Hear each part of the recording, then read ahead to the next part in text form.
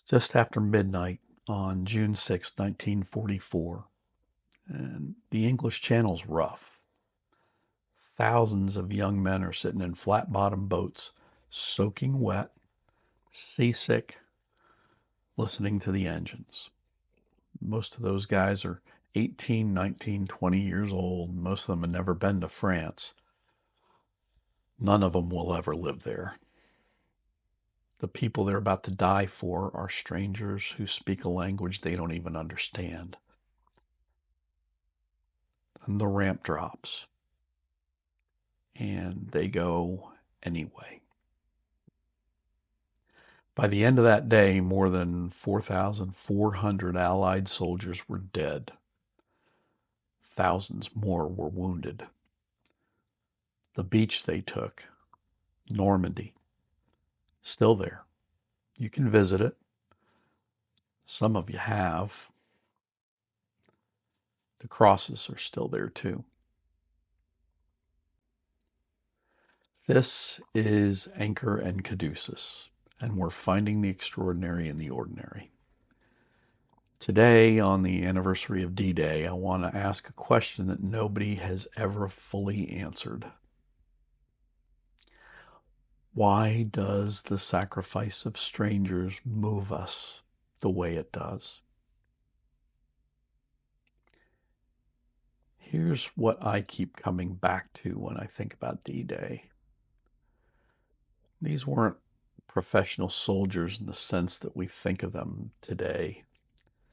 Most of them were kids from Ohio and Georgia and New Jersey who had been civilians 18 months earlier. They had jobs and girlfriends and plans. They were drafted or they volunteered. They trained as fast as anyone could train them. And then they got on a boat in the dark. The average age of an American soldier who landed at Normandy was 26 years old. 26. Think about the 26-year-old you know. Think about what you were doing at 26. And then think about getting into a flat bottom boat in the middle of the night in the English Channel. Some of them wrote letters home before they left. Some of those letters were never sent. They were just found in pockets afterwards. One soldier wrote to his mother, "Don't worry about me. I'll be all right." Except he wasn't all right. But he wrote it anyway because that's what you do for the people you love. But here's the part of this story that gets less attention. The soldiers who landed on D-Day, the ones who survived, they didn't go home right away. They stayed. They fought their way across France and through Belgium and into Germany. A lot of them were gone for years. Some of them spent the rest of the war in a foreign country, far from everyone they loved. And the people of France, the civilians who watched the liberation happen, many of them stayed too. Stayed in their towns, stayed in the rubble, stayed to rebuild, stayed to remember. Those memories didn't die with that generation. I've talked about the American Battle Monuments Commission before. They maintain 26 American burial sites across 16 countries around the world. At those cemeteries, local families still come. They still lay flowers. They still adopt the graves of soldiers they never knew, learn their names, write letters to their families decades later.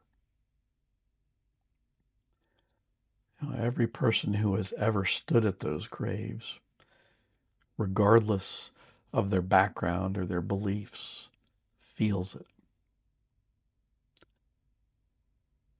They stayed long after they had any obligation to stay. And here's where I want to stop and just sit with something for a minute. Why does any of this feel like it means something? I don't mean that cynically. I mean it as a genuine question. These men died for strangers. They crossed an ocean and gave everything for people they'd never met, in a country they'd never live in, for a future they'd never see. By any cold, rational accounting, that makes no sense. You don't benefit from dying. The strangers you died for didn't even know your name. And yet, when you see the photos, when you watch the footage,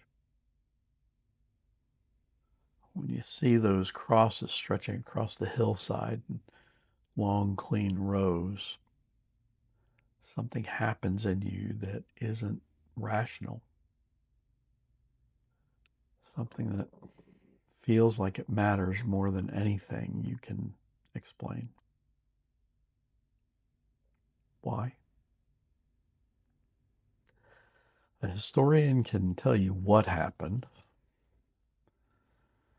A military strategist can tell you why it was necessary, but neither one of them can fully explain why it moves us the way it does.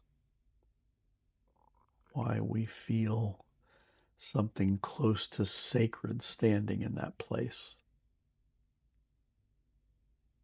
Thought about that for a long time. I don't have a clean answer for the question, but I think the fact that we all feel it and can't explain it says something about what we are. If this is landing for you, or if it feels like the kind of conversation you want more of, subscribe so you don't miss what's coming.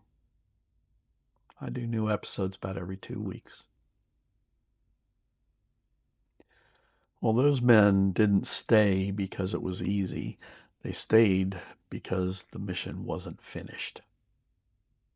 And I think that's worth sitting with right where we are in this season of life, whatever yours looks like right now. The mission isn't finished for us either.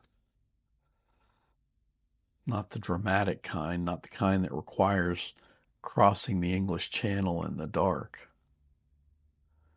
But there are people in your life who need you to stay, to not drift toward comfort and convenience and absence when presence is hard, to show up for the people who need you in the ordinary ways that maybe don't get monuments built for them. The men at Normandy didn't choose whether it was convenient.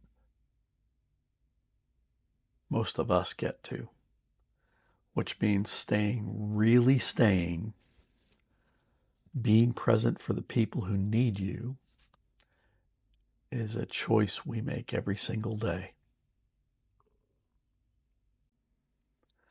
I want to say one thing here that I believe, and I'll say it plainly. I think the reason this feels sacred, the reason we can't explain why sacrifice for strangers moves us, is because it points to something that was modeled for us first. The idea that you give everything for people who don't deserve it and will never be able to repay it is not a new idea. It's the oldest story there is. I'm not going to press that further. You can take it where it leads you. But I don't think it's a coincidence that we all feel it. June 6, 1944. The ramp dropped. They went anyway, for strangers, for a future they'd never see, for people who would spend the next 80 years laying flowers on their graves. That's what staying looks like when it costs everything. I'm glad you're here. Let's keep finding the extraordinary and the ordinary together. And I'll see you on the next watch.